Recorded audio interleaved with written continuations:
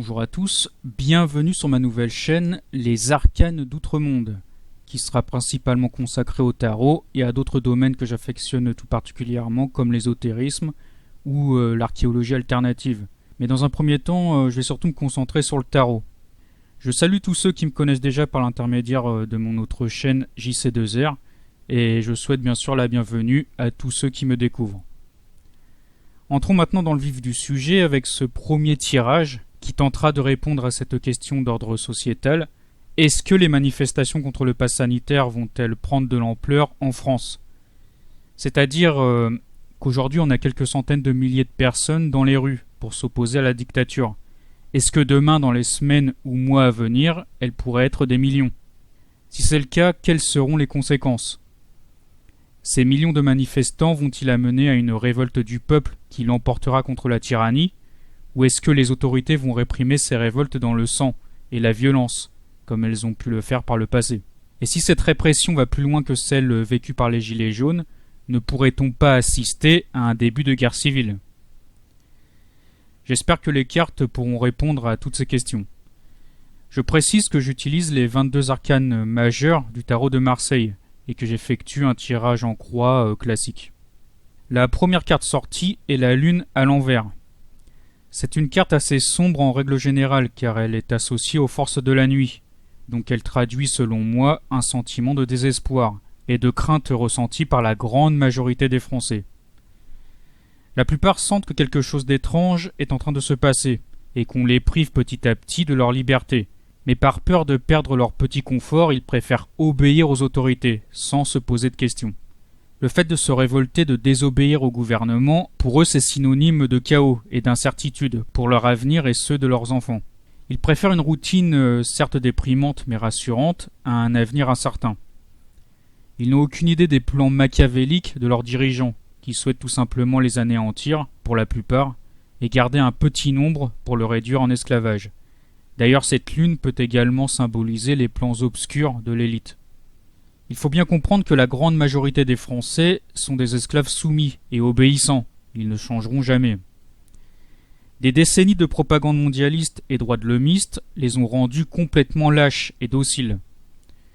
Donc en ce qui concerne une possible révolte, pour l'instant, ça part plutôt mal. Cette carte est associée au passé, ce qui signifie que la grande majorité du peuple français représente le passé et est vouée à disparaître d'une manière ou d'une autre. Une génération pour le moment très minoritaire d'hommes et de femmes libres et courageux reconstruira la nouvelle France sur les ruines du passé. Et cela ne concerne pas seulement la France, mais également tous les pays d'Europe de l'Ouest. La seconde carte tirée est celle du monde, qui est une très bonne carte d'habitude, puisqu'elle symbolise, pour résumer, le triomphe sur les forces du mal.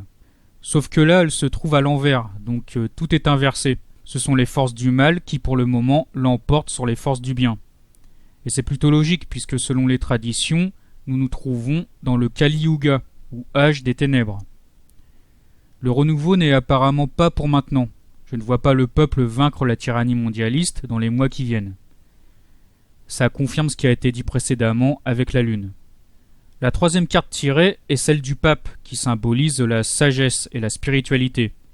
Elle est liée à la papesse, qui ici est sortie inversée. Pour moi, ça signifie qu'il y a malgré toutes ces ténèbres, une minorité de croyants aimant sincèrement Dieu qui représente l'avenir, dont je vous parlais plus tôt. Cette génération d'êtres spirituels qui reconstruira le pays une fois que l'apocalypse sera passé. Mais pour le moment, ces âmes pures doivent rester dans l'ombre, j'ai envie de dire. Patienter en résistant aux attaques spirituelles du diable et aux persécutions mentales et physiques de la part d'une société moderne complètement décadente. Il s'agit en fait d'une véritable guerre spirituelle menée contre le mal, et les coups que reçoivent aujourd'hui les soldats de Dieu se transformeront demain en victoire.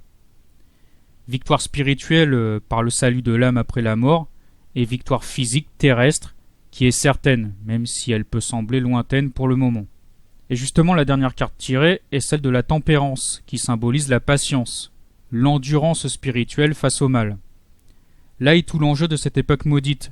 C'est un temps d'épreuve qui oblige et qui obligera de plus en plus les âmes lumineuses à s'unir à Dieu par la prière et la méditation. Il ne faut pas trop se préoccuper de ce qui arrive à une humanité qui de toute façon est complètement pervertie. Les âmes font leur choix, et celles qui choisissent la voie du mal ou de la lâcheté morale et spirituelle finiront par être balayées par la nature divine. C'est un peu le message de ce tirage. Si vous avez un minimum de foi et d'amour dans le cœur, ne vous laissez pas abattre par toutes les mauvaises choses qui se passent actuellement dans le monde. Faites le bien autour de vous et concentrez-vous sur l'élévation de votre âme, car c'est bien plus important que de chercher un bonheur terrestre qui pour le moment n'est pas près d'arriver. La victoire sur le mal, en réalité, est surtout individuelle. Elle se fait par une volonté forte de résister au mal, qui se traduit par une émancipation à la fois spirituelle, morale et physique de ce système diabolique. Je vais maintenant essayer de répondre à la même question, mais cette fois-ci avec l'oracle de Lana, qui m'a été conseillé par une amie. D'ailleurs, je la salue si elle regarde cette vidéo. On va voir s'il confirme ou complète ce que vient de dire le tarot.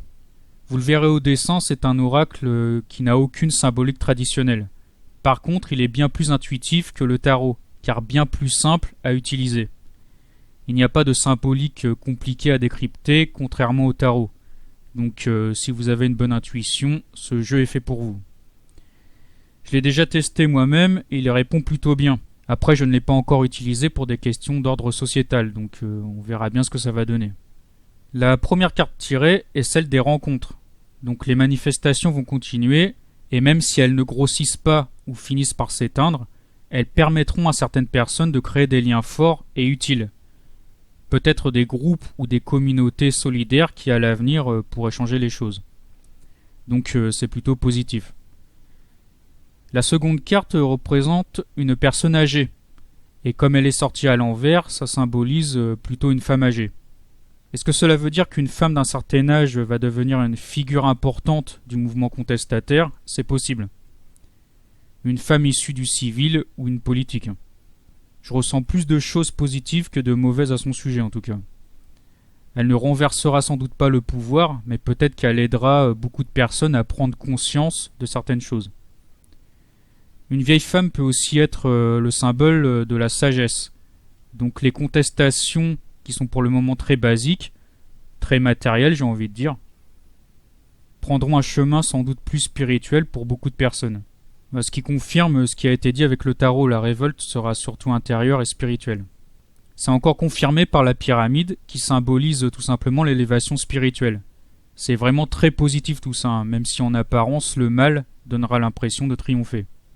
Il y a tout un noyau d'âmes éveillées, j'ai envie de dire, qui est en train de se former.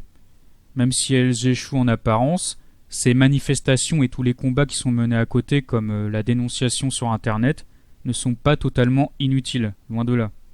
Cela sème des graines pour l'avenir. La quatrième carte tirée est celle de l'exercice. Donc malgré les embûches, les âmes au cœur pur ne perdent pas leur objectif de vue, qui est le triomphe de la vérité avec un grand V. La vérité divine qui s'oppose au mensonge satanique. Et enfin la dernière carte, la plume, qui est tout simplement la carte de la liberté, au sens large, mais surtout de la libération de l'âme par la spiritualité. Donc l'oracle de Lana, qui ne paye pas de mine en apparence, répond plus que bien et confirme ce qui a été dit avec le tarot. Voilà, j'espère que ce tirage vous aura donné un peu d'espérance en l'avenir, qui n'est au final pas aussi sombre qu'il n'y paraît. J'ai en tout cas pris beaucoup de plaisir à le faire. Je trouve ça très intéressant et si ça vous dit, j'en ferai d'autres à l'avenir. Je vous remercie pour votre soutien et je vous dis à bientôt, je l'espère, pour d'autres vidéos. Que Dieu vous bénisse.